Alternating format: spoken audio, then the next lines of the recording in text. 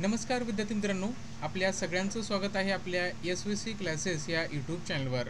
विद्यार्थी मित्रांनो, बऱ्याच विद्यार्थ्यांचे पालकांचे मेसेज येत आहेत की सर यावर्षीचा कट ऑफ किंवा मेरिट लिस्ट कितपर्यंत जाऊ शकते आणि आमच्या मुलाचे चान्सेस आहेत का स्कॉलरशिप मिळण्याचे।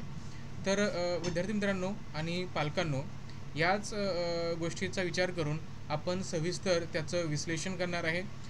विद्यार्थी मित्रांनो, जर तुम्हाला तुमच्या जिल्ह्याचा जर कट ऑफ माहिती करून घ्यायचं असेल तर प्लीज मला एकदा तुमचा जिल्हा जो आहे व्हिडिओच्या कॉमेंटमध्ये सांगा आणि नेमका कट ऑफमध्ये कितीचा फरक असतो, काय फरक पडलेला आहे आतापर्यंत, त्याच्याबद्दल मी तुम्हाला येणाऱ्या व्हिडिओमध्ये सांगणारच आहे। आपण डिस्ट्रिक्ट वाईज व्हिडिओ बनवणार आहे, त्याच्यामुळे तुम्हाला तुमचा कट ऑफ समजेलच।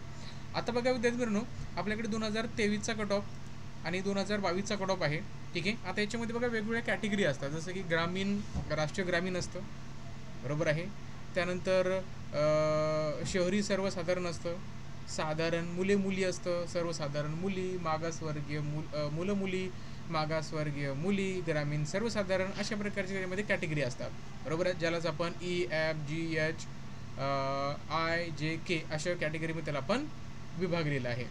आता बघा प्रत्येक कॅटेगरीमध्ये कसं असतं माहिती आहे का, कट ऑफ जो असतो तो व्हॅरी करतो।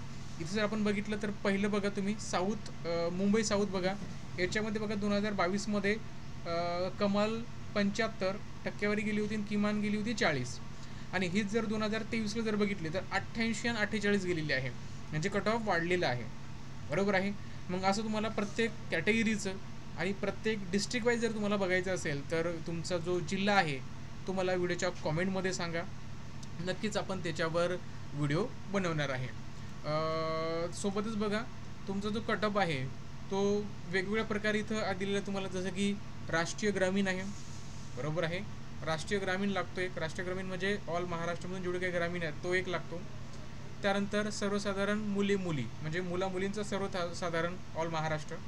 त्यानंतर सर्वसाधारण मुली फक्त मुलीचाच राहतो, राईट। त्यानंतर मागासवर्गीय मुलं मुली यांचा असतो।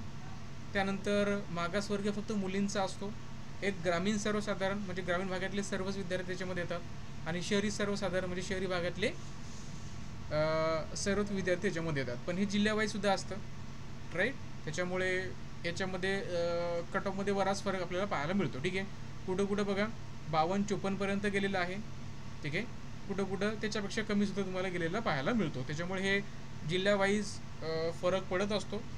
त्याच्यामुळे एक्झॅक्ट कट ऑफ सांगणं थोडंसं अवघडच राहतं, पण आपण ॲनालिसिस करूया आणि तुमच्या जिल्ह्याचा कट ऑफ आपण सांगण्याचा प्रयत्न करूया। चला थांबूया या व्हिडिओमध्ये आणि पुढच्या व्हिडिओमध्ये आपण जिल्ह्यावाईज तुमचा कट ऑफ सांगण्याचा प्रयत्न करूया। त्यासाठी तुमचा जिल्हा मला माहीत असणं आवश्यक आहे, तर व्हिडिओच्या कॉमेंटमध्ये तुमचा जिल्हा मला सांगायला विसरू नका।